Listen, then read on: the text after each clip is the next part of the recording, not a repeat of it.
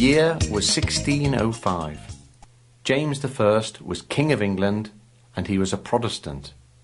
He made life for Catholics very difficult, even more difficult than in the past.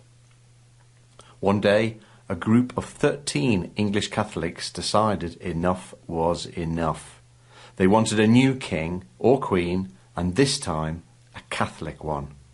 So they decided on a plot to kill King James and blow up the Houses of Parliament. The date they chose was the 5th of November, the next time King James opened Parliament. The men bought a house next door to the Parliament building.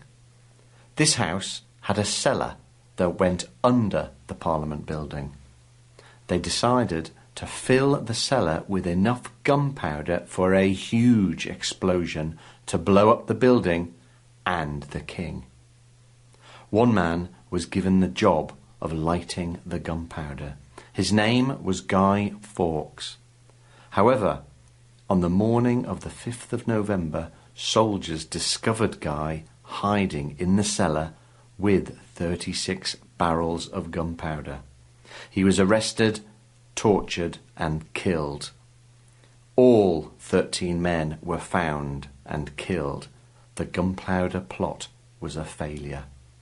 To celebrate, King James I ordered the people of England to light a bonfire. And now, every year on the 5th of November, bonfires are built to remember the gunpowder plot. Right on top of the bonfire is the Guy, a model of Guy Fawkes. November is usually cold, so people wear warm clothes and eat warm food.